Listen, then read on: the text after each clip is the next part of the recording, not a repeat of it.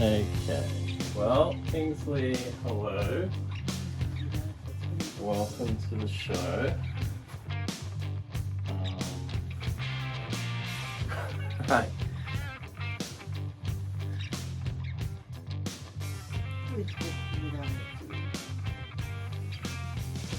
Hey, buddy. What's going on? On you.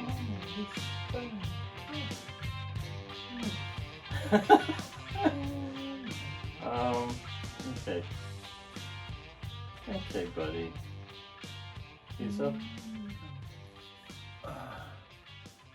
Yeah, well, this is definitely one to watch, not to listen to.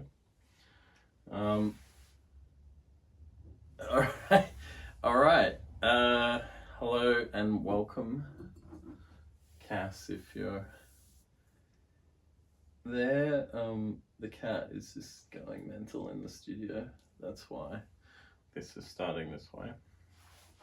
And this should be episode 12, by the way.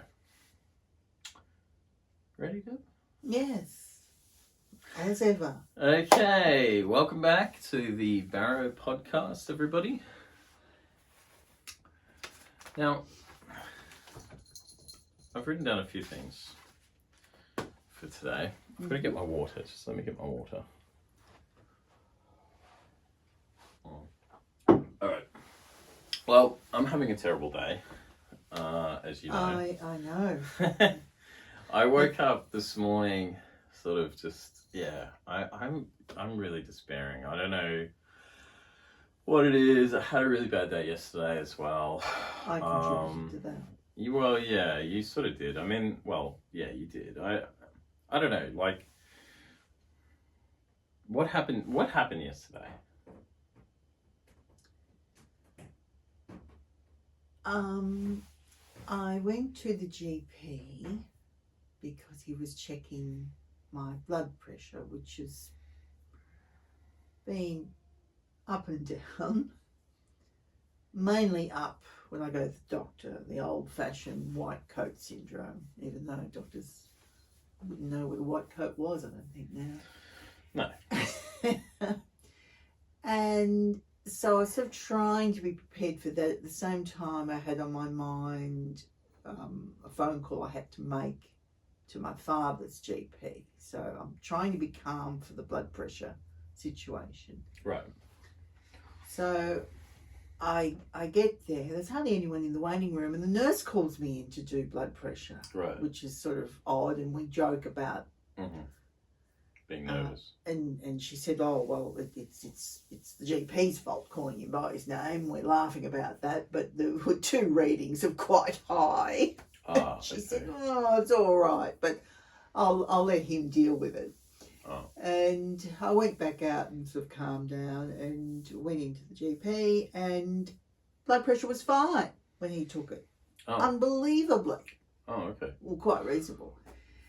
But then we're having a discussion because I think he's quite worried about a certain medication I'm on, which is prescribed by another mental health stuff. Yeah. And he said, look, obviously you need to be on it, but, these are the problems that can come up. And they're starting to come up because I'm of a certain age. Yeah. Cholesterol, sugar, things like that are changing. So yeah. He then proceeds to actually write a list calling them, well, these are the problems. Oh, okay. And I'm thinking, oh, well, yes, they've all been discussed about over many years. Right. Yeah. And then only gives me a short-term referral to my psych, who he's hoping to have a conversation with. But I mean, he could ring her up at any time. Yeah. I just Yeah. The mismatch sometimes between the people you see. Yeah. But can I say? I know I'm going off on a tangent here. That's okay. That's probably been my problem with medical stuff. I go to my GP for regular blood tests, things. Yeah. But I've always gone to a specialist for other things. Right. Obviously, mental health. Yeah. I see a gynecologist for my female health. So I just thought to myself last night, I've always compartmentalized my health access. But what effect does that have? What do you mean? Well, I probably don't talk a lot about those things with my GP. Oh. So okay. it's me that's compartmentalised. I've just gone off and got the referral, and I talk certain things through with my gyno, I talk certain things through with my psych. Yeah. So I think that was an interesting realisation I had last night. Yeah. Anyway, so I come out of there a bit on edge. Well, I've got problems. Yeah. And I think I've got a problem because he's got a problem with my psych, and so how do I explain that to her? And I was thinking all those things. You got my reaction. Yeah. When you weren't in the mood for it. No. And of course, with me, it's always the reaction. I have to blurt it out. Now, I have tried to address that in recent years, but there's still, my biggest mental health problem is that reaction. Yeah. And then, of course, I ring my father's GP, and all the things I was worried about yesterday, the day before, it's all fine today. Yeah. As it always is. And that got me thinking about, and that's why I text you. Yeah. The habitual need for me to react and to verbalise it. Well, yeah, I mean, like, your reactions just send me off. Yes, I know. Because, like, I never know what's coming through the door.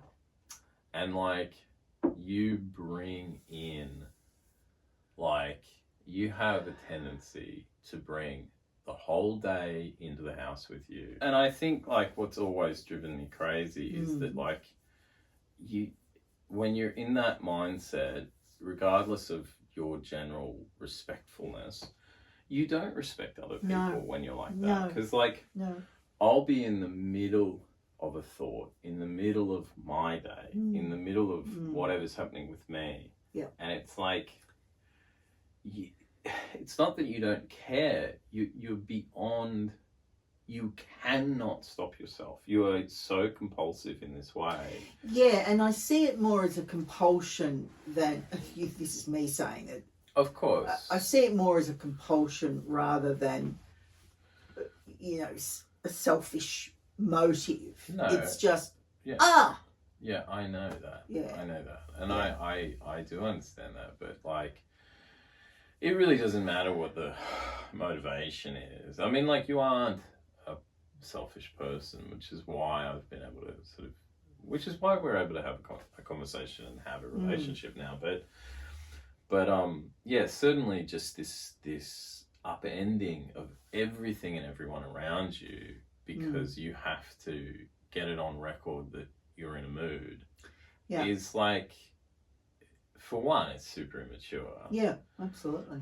Like, emotionally immature. And see, that's something that's so interesting in all of this is emotional maturity versus immaturity, which comes from a sort of, like, almost like a pathological repression. Like, I don't think that you can develop emotionally if you don't express your emotions and talk about them, because it's like they need to be developed. Yes. Do you know what I mean? Yes. So that constant repressing or suppressing of what the real thing is means that you get these manifestations of these really immature expressions of what's happening. Yeah. So it's like sort of tantrums. Basically, yeah. And that's not just you, that's everyone in the family throwing tantrums. That's exactly right. And the mismatch between how I perform professionally, where I was the good listener and just allowed people to vent. Yeah. And then to turn that around and not, do the opposite thing. But basically, what you're talking about there, and sort of to my interpretation of what you're saying for the listener, is that like there is this absolute split between the professional and in friendship version of you and the person that you are with the closest people in your life. Now, completely unfiltered and not and unrestrained. And that's the thing, is that like, I mean, everybody has those two things, but I think what you've located and what I've been I had to locate this too. I had to learn this for myself, is that like, you're talking about standards, like having a standard for other people outside of the home and then a standard behind closed doors. And it's interesting that the standard behind closed doors is so much lower than for everyone else. And can I say that, again, is related to a family narrative. Have it out, do what you want. Do what you want, because, instead of trying to be the best version of yourself, which people talk about now in a relationship, it was a very, I don't know whether it was an old-fashioned view or what, but, a marriage was going to last forever. You could behave how you were because the love would see you through. If someone loves you, they'll wear it all. That was the family narrative. I know. And that is not love. Like, that's... Yeah. Well, no. Yeah. That's got nothing to do with love. No. That's behaviour. Yes. And there is a big difference between how you behave and... No, I'm getting my words tangled up there. But yeah, there was always this notion, and again, this isn't you, this is coming back from generations, of if you love somebody, you'll love them through their worst. Yes, okay, that's a nice principle, but it also meant you'll absorb their very worst. And that is perhaps nice in principle, but it also opens up an avenue to not having any individual standards of what you're willing to tolerate from other people. Like, I'll just wear everything, including their tantrums and their outbursts. And it's like, well, it's a slippery slope. If you're willing to put up with somebody shouting and screaming, well, first of all, if you're willing to put up with somebody always pressing and projecting their feelings onto you at all times, what else are you willing to tolerate? And therein, perhaps, is the explanation of my father, who just wore everyone's behaviour, and we say now didn't see it. Yeah, because I think part of seeing it has to do with the standards you have for yourself. Like if you go, well, day to day, I'm not really keen on hearing every single problem you have. Yeah. That's a reasonable standard to have. If day to day you're not willing to have people shouting and screaming at you, if day to day you're not willing to have blah, blah, blah, that's got nothing to do with love. It's got to do with you. And I think he allowed such a stressful environment to manifest that he was just so overwhelmed. And that is why he couldn't see anyone. Yeah. But if he had said, hey, you need to behave differently to his wife or whatever, it's like, that might have... Because once you start talking about the standards that you have for yourself, you start to look at other people and say, is that person going to meet my standards? Yeah. And if they're not, well, then what's going on with them? It opens up that discourse. And this isn't about, this isn't about retroactively calling people abusers. This is not about retroactively, configuring things to be much more murky and ugly than they really were. We're just talking day-to-day behavioural, what's acceptable and what isn't. Was acceptable, yeah. And that idea that,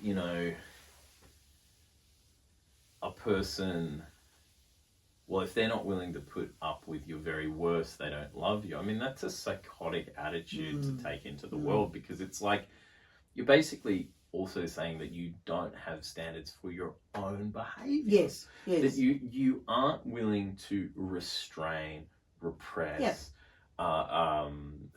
repress in a positive way, as in exercise restraint, exercise accountability, exercise, But have some intuition as well. About what's appropriate to say right now. I mean, your mother, who, we've talked about before, she would cross lines constantly. And it has taken me a lifetime to understand that when I feel like something is intolerable, it actually is. It's not welcome. It's not warranted. And I am allowed to say, no, you cannot say that to me. You cannot do that to me.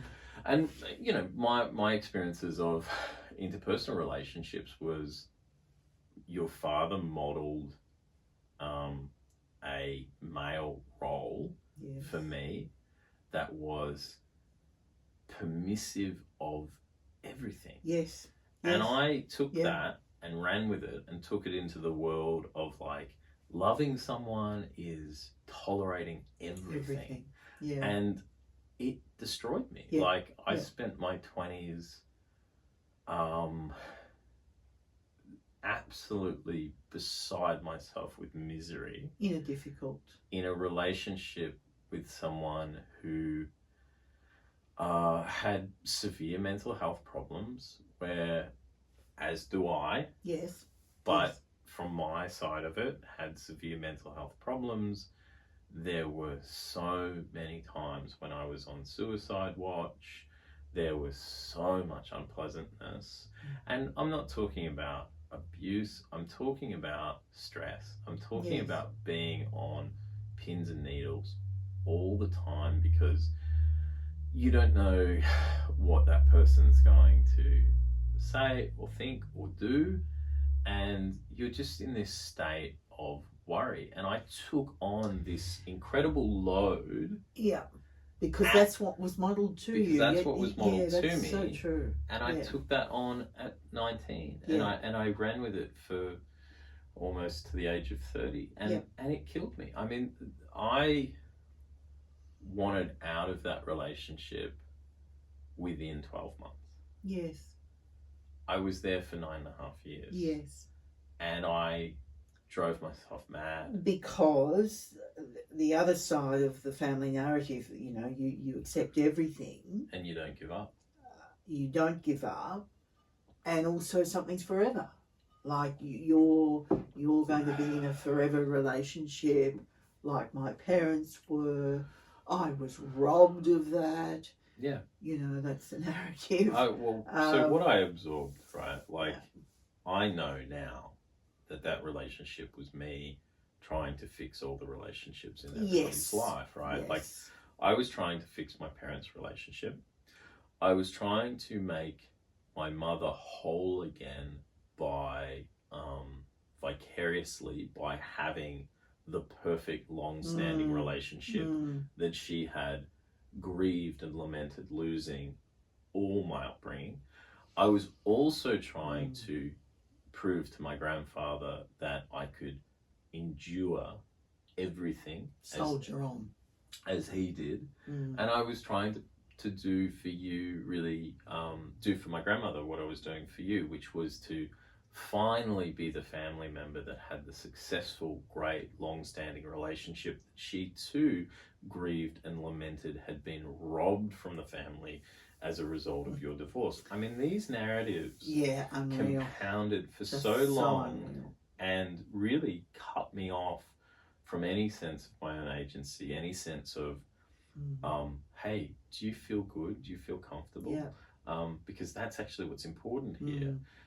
I mean, that kind of disconnection from comfort, you know, was compounded by other lessons as well, about like seeing everything through, over committing to things, all that sort of stuff. But yeah, like, absolutely. I mean, as I say, within 12 months, I thought, my God, this is really hard work. I don't think I'm really in love with this person. No, this is not right. And it's basically. not right. I just don't feel good here. But I was like, well, whatever feels good, you know. Feeling good was never a priority. And also I think that, you know, you disconnect from self a bit when you have parents that get divorced. Like, there is a jadedness that sets in for kids of divorced parents. I mean, the world is so fucked up that divorce doesn't even get a look in anymore. We've totally forgotten that actually affects people. It was the issue of my era. Yeah, but like, there is a jadedness that sets in. There is a kind of a, well, you know, things don't work out and whatever. And I think that, I think it really just, it leaves you quite vulnerable to trying to fix it up in your own relationships. It leaves you vulnerable to and then not really understanding how to go about things. But then there's a sense of failure when there shouldn't be. It's just what it is. It's not failure. Yeah, for sure. No, it's interesting. Like, so yesterday you drove me insane with coming home, and I think what was so irritating to me was, like, we have been in these, well, to set things up, it's actually kind of a good point to mention, is that at this stage I've been working on the point at which your mother died, which was the end of 2021. Yes. 21 or 22? 21. 21. And that was the beginning of your real entry into the world of mental health and medication and all that sort of stuff. I've been trying to outline, so I've been trying to work on a section that is that period when she was admitted to hospital. Kind of a week slipped by, then she was brought out of hospital and then returned, and then she passed away. And that really sort of began, you had basically like a nervous collapse. You ended up in hospital, and then you were seeing a neurologist and then a psychiatrist and starting on medication. And I think what drove me crazy yesterday is you had an appointment with your GP and you came home and then started not blaming, but sort of being overly preoccupied with the pills I'm on for my mental health are really kind of at the root of all my problems. I didn't mean it like that. No, I know, but you did say it that way. More or less. Well, I'd been fighting taking medication all my life. Because that's some kind of sort of unbeknownst to yourself. But it's almost some kind of flag to wave. Oh, I don't take medication. Badge of honour. Badge of honour, absolutely. And I remember when I was seeing a psychologist, and she said, "Now, how would you feel about medication?" Oh, well, no, I don't really need it, you know. And of course, I didn't have a GP who was really in favour of a lot of mental health. He's very old school. Medication either, until I had that collapse when my mother died, and then there was absolutely no problem He prescribed something. So yeah, I come to the medication very late. Yeah, and that resistance to mental health intervention. And that whole mind shift, yeah, that's what you're saying. It's taken all those years to come to that. But who does it remind you of that you were anti-medication? My father. Yeah. Remember the conversation? Well, there's a great quote from my father. These aren't quotable quotes. They're absolutely brilliant. Mm. Before my mother had died, so my father's a good age, his GP, who he'd been to for years and thought he was wonderful. Who is also an incredibly stern, old school guy. So this is coming from him. Yes, and the GP looked at my father one day because, as my mother would say, my father lived at the medical clinic. He said, I think you're a bit depressed. How about some medication to address that? Oh, no, doctor. I know my own mind. I know my own mind. I don't need that. That is the perfect title for a mental illness memoir, is I Know My Own Mind. Yeah. So you've got that backdrop. They're always very anxious about little Debbie. That's me. Who was a worrier. Oh, perhaps you should take some medication. Or, it was good when you're going to see a psych. Oh, how's that going? Oh, almost like, well, have you ticked that off? Is it over yet? Yeah. Are you better yet? Yeah. Yeah. That's fair to say, isn't it? The outlook Mum, like your parents used to come to me as a child. I'm a child. They used to go to me, how do you think your mum's getting on? And as a little boy, I would say, she needs help. Like, I had no conception of mental health. I had no conception of the kinds of help available. But I would say, I think she needs help. Because, you weren't doing well. And I would just say that. And they'd go, oh, what do you mean? And I'd say, I don't know. She's just like upset all the time. And then they'd go, They'd think about it. And they'd look at each other. And then I would get told, well, your mother saw something. Great family narrative. Yeah. I would get told, well, your mother saw someone once after her divorce. And I go, right. And that was the end of the conversation. That was it. I would just sort of get... Yeah, but the narrative that I was referring to, she's very... Oh, no. Yeah. Strong. Your mother saw someone once after her divorce, and the other one was, well, yep, she's not doing well on the small things, but when push comes to shove, she's so strong and she'll get through it. And I'm sort of like, well, when is this big thing, this big test of her strength going to happen? And also, if she's so good at the big things, why is she crying in the kitchen doing, baking frozen fish? Like, it doesn't quite make sense, because that's a lot smaller than this big thing that she's handled so well. Yeah, and it was just this rubbish that I would get told. Yeah. And it was sort of like you would kind of, in the culture of our house, it was like people would kind of tiptoe towards a problem, but then very quickly back off from it. So it was sort of like you'd kind of entertain the idea that there was an issue and the possibility of change or addressing the issue.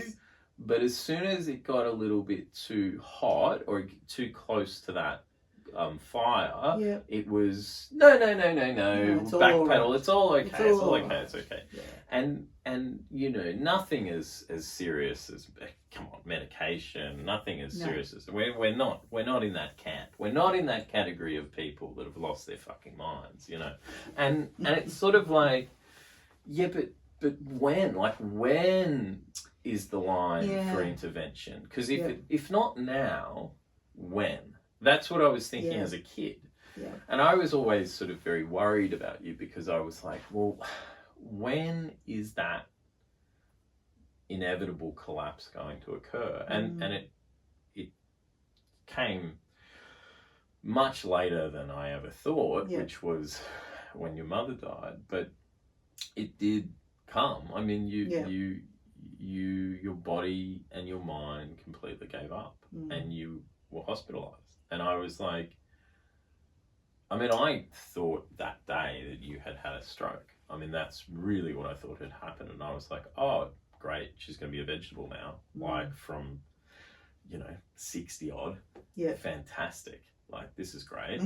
A lifetime of avoiding our problems has resulted in this stricken person. Yes. And it didn't quite go that way, but it was, I mean, it was extreme. I mean, it was so severe. Yeah, well, that event was extreme. It was, It was horrifying. And you're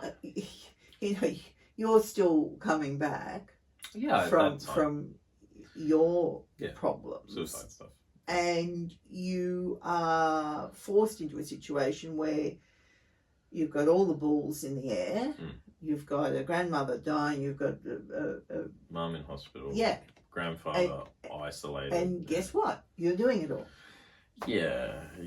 That's kind of a familiar pattern. I mean, it's just, this is what happens when people don't address their problems. No.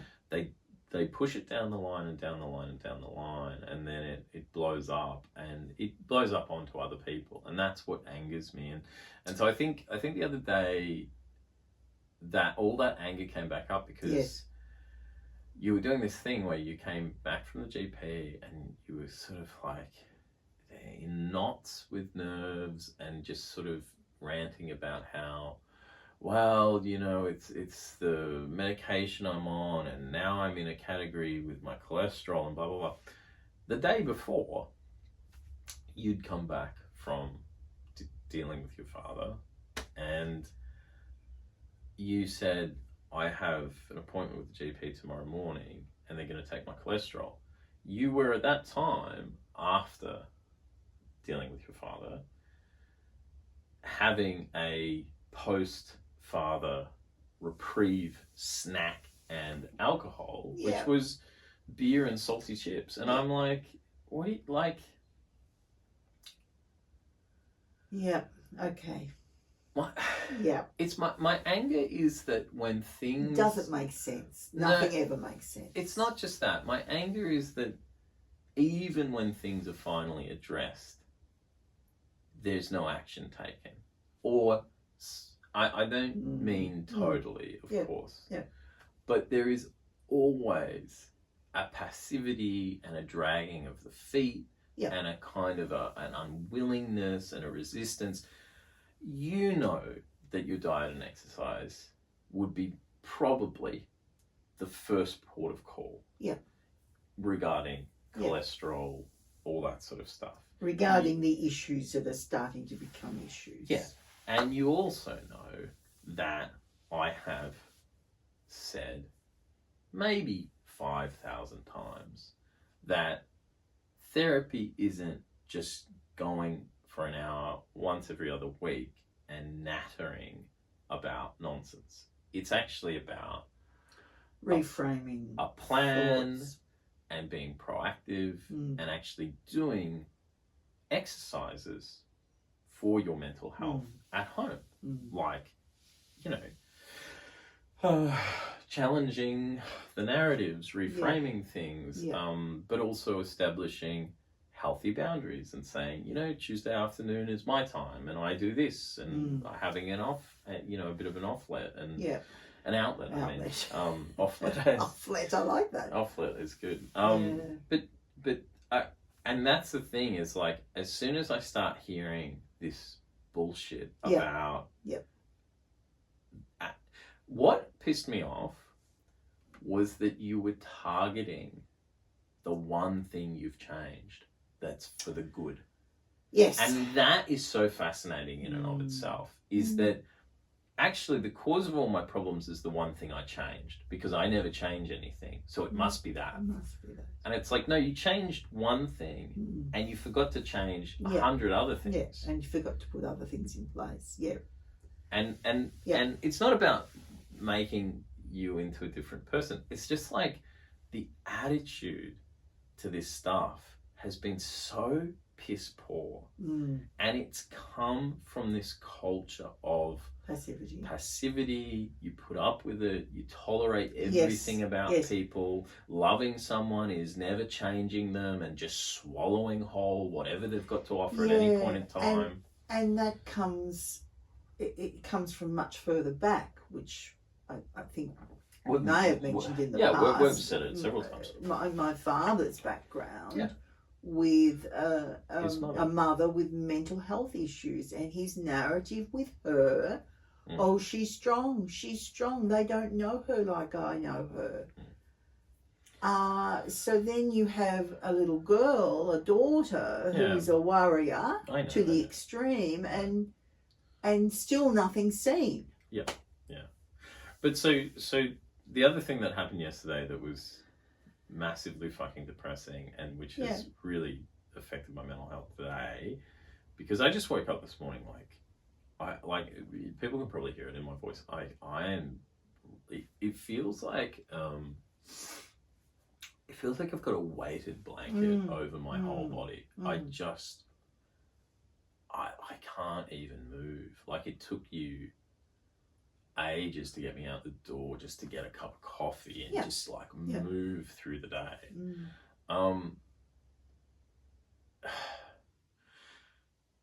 So the ongoing trial of our lives here has meant that, you know, there's all sorts of artifacts around the house, right? And like when I got here, things were in a sort of a bit of a decline. Physically, like the house was... I was happily in my COVID bubble. That's what you call it. Yeah, I would call it sort of a hoarder's, you know, hermity sort of decline, descent into, you know. Anyway,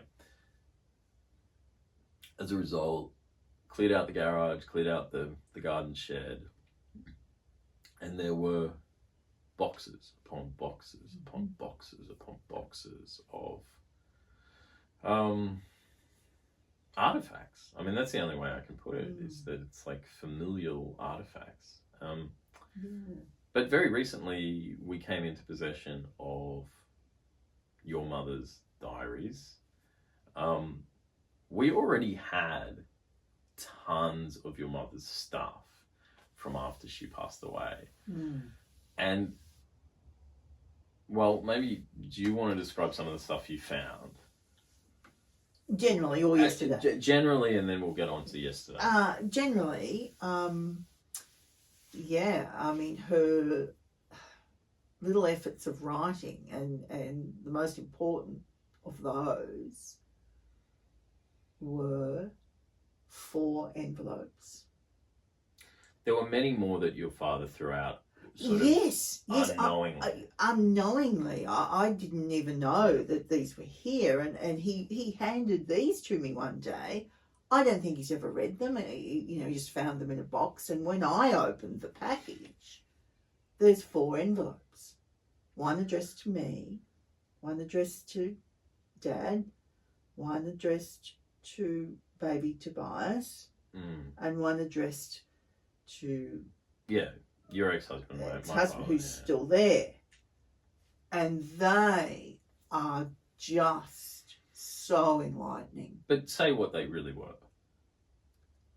Well, we both came to the conclusion they were It's like obvious. suicide notes. Yeah, they were suicide letters. The reading of each and every one of those, well, you know, in my case, you've been such a good and moral daughter, and I've seen you through here. It was a summation. Now. It was a wrapping up. Yeah, It was I'm leaving now. And yes, look after your father. You know, yes. They were suicide notes. There is no mistaking what they were. Yeah, they're absolutely incredible. They're horrifying because they go back to a state of mind that was well before the divorce. You're talking about 36 years ago. You're talking about 1989, 1990. That's the window that those letters were written in. And she passed away in 21. So at the end of that year. Yeah. So that's a full 30 plus years. And as well as that, there are several have been thrown out, but I've managed to collect some of them. There are still hundreds of them. Yes. You know, you would find them in a little vase, or you would find them in a little box, or all the her practicing the death notices for my father and herself, but mainly my father, and glorifying this man. I've never seen anything like it. We found, again, your father had thrown out a bit. He didn't know what he had. No. And he was just clearing Mind things you, they would not mean anything to him. No, I know that. That's the other shocking state of affairs. Yeah, because they indicate everything about her and her life and how she passed. She was so... But they go depressed. more to indicating everything about him. He was living with this person at his elbow who was miserable beyond comprehension. Yeah. And telling her on a daily basis how lucky she was and how how good they her life lived was. such a wonderful life. And these, so the death notices are we found, like I say, we found hundreds of them. I mean, they are like on little pieces of scrap paper, torn things, whatever. And they were everywhere. They were stuffed into books, in the lining of the armchair. They were everywhere. And all of them were trying to make a testament to her husband and family, but it was, my interpretation is that she is stuck with this person and she is trying to convince herself, or trying to recall that this is a good life. Like she is willing this belief that she does not have. But also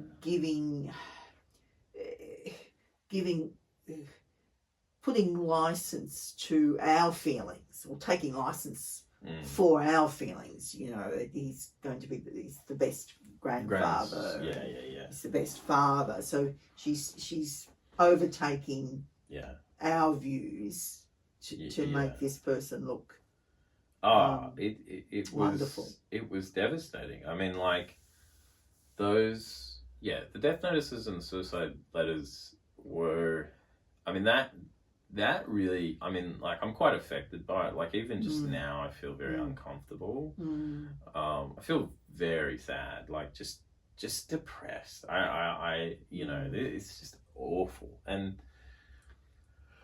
But yesterday, so we had tote bags full of diaries, and I just said to you, I can't look at any more stuff. No, we're just going to just reach my limit. Throw them out. And then I thought, look, I better go through them, because my father had a habit of, you know, writing passwords and account numbers and things down. And while no one could ever make sense of them, I was probably doing what he he would do. Just to make sure. Let's go through. Yeah. And of course, there's a few examples of his diaries. I don't think I've told you this. No, you haven't. Classic. His diaries are all about his medical appointments, Lorna's medical appointments, as they would be, I know, and Deborah's medical appointments, and his I&R results, which now I'm responsible for. Jesus. Okay. So that's all there. We sort of nothing in between, and most of the diaries in the bag actually were travel diaries. Okay, so I'm not going to sort of really read through those. Mum's travel diaries. Sure. She'd make, copious notes there. But I came across some of her daily diaries, and they were very much like I used to write. I know. I went for a cup of coffee at this and every detail. But out of one of the diaries fell out a little piece of paper. It was 2001 diary.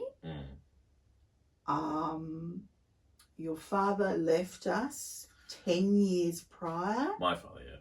Yes. So I don't know what the context was. I know what the context was. Okay. So can I do it because I don't want to say a lot about it. Right. So, no, you go. I'll just kind of. Yeah. Anyway, I brought it out to you to show you, just to make your mood yesterday even better. But, thank you. But it indicated the state of mind and also the state of mind in this compound. It was 10 years since your father left. Right. This again is her practicing, because she would always practice what she wanted to say and what the point was she wanted to get across. She was writing something to your paternal grandmother. Yes. And it was full of outrage. Full of outrage that... Yeah, you don't need to say that. Yeah. But just, yeah. Yeah. It was full of outrage. Full of outrage about Deborah being left and Tobias being left without a father. Yeah. And we haven't got over this. Yeah. Yeah, I know. So... And that just really underlined our situation here. Yeah. How was I ever going to move on? No. It underlined what you were putting up with. Yeah. And it was a situation where the grandparents, my parents, kept the issue of divorce and separation and access alive. Yeah. I mean, it has only occurred to me, and this is fascinating because, like, I have thought constantly about this stuff. Like to put it in perspective, I tried to write a memoir about the family, about 10 years ago, and so that was sort of 2015 going into 16 kind of thing.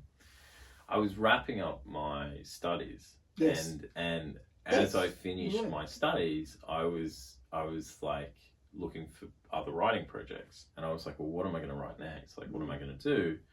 And it was the first time I really started thinking about a family memoir, and more, I was just thinking about myself, like writing my kind of upbringing story, and ultimately that didn't gain traction. It was, a long time feeling frustrated. It then morphed into something else, and I wrote fiction, and that became a thing, and had some like limited success with that, but success nonetheless. And but then I kind of like just scrapped that idea that I was ever going to do non-fiction, do memoir, and then life events happened, and I'm back here, and then this project has evolved. But so that goes back a long way.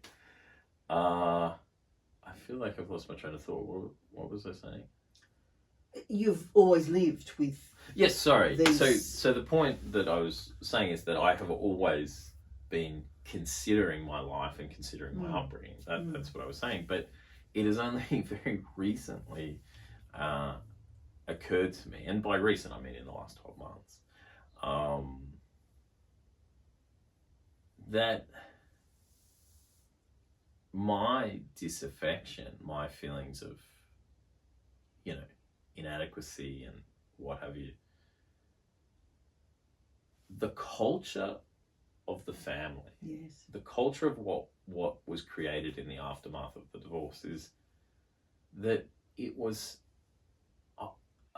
an environment in which I was reminded daily,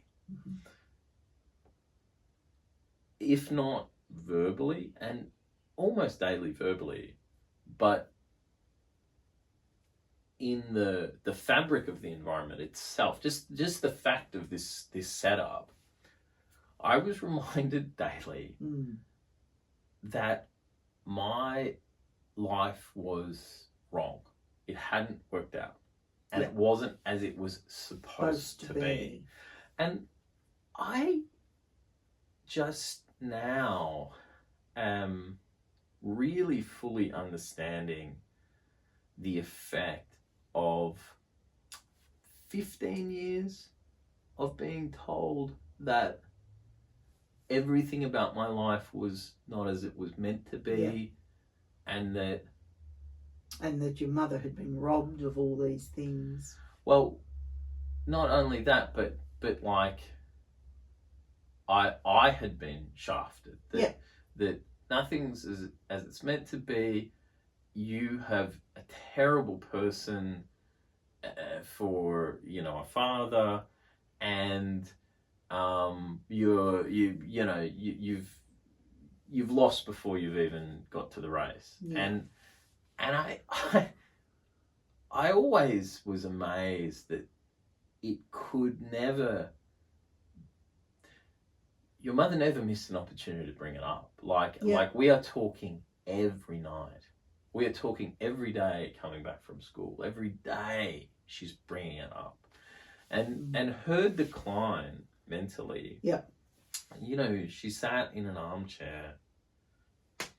And dwelt on all of that. And dwelt on it for the rest of her life. Yeah, absolutely. And this was already somebody who was suicidal about a year before, if we look at those letters, a year before that occurred. Yeah. And then you showed me this other letter that she's working on yesterday. And so you've got 10 years on from that. Yeah. She's just scribbling these notes and these letters to tell people about how... I'm sure there's many more examples that have just gone out. I mean, that just fell out. There's many. I'm not going to go looking for them. But I know, yeah.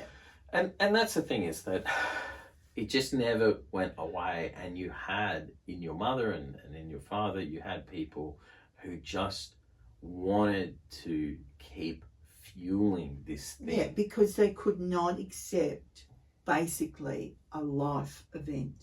Yeah. But can I go further with that and say how I was guilty of maybe the same delusion as my father? It is only when you come home a few years ago, quite broken, that I realised that that's still all in your head. So, and particularly in relation to... We'll talk about this on a later episode, but I think that was shocking, was that when I came home and we first started talking, you were genuinely surprised that I thought about my father at all. Yes. Yeah. And I was looking at you like, well, then you've never understood me a day of my life. Yeah. Yeah. Because my father is almost all I think about, certainly a few years ago. Yeah. To the point that it was such a compulsive train of thought that I needed psychiatric intervention to stop thinking about the past Yeah. and to Yeah. stop Yeah. dwelling on it. Yeah. Of course. But that conditioning and that coaching that I got in childhood of just Pressing it just down. think about it. Just it's always there. It's always there. It's always there. Like, this is the last thing because I want to wrap this episode. Yes. The first time my partner came to dinner, I was 21, 22. Yep. And your mother brought up the divorce. We were sitting around the dinner table. And that happened when you were 4. We're sitting at the dinner table and she said something to the effect of, well, I know someone who's not here or someone who's whatever, referring to my father. And my partner looked at me like confused and I just sort of whispered, like, forget it, she's talking about my father. When we left that dinner party, that dinner, there was no party. There's never been a party. But when we Well, left there has been. when we left that dinner, my partner said to me, I'm confused.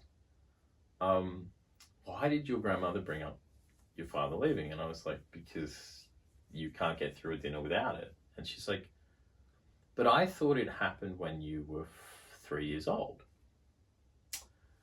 And I didn't realize it was more recent than that. And I said, it isn't. It did happen when I was 3 years old. And my partner was confused, shocked, and bewildered, very worried by that. Like, disturbed by it. disturbed.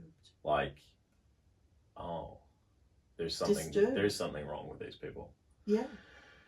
And that was a pretty That's a good great observation. note to end on. Disturbing.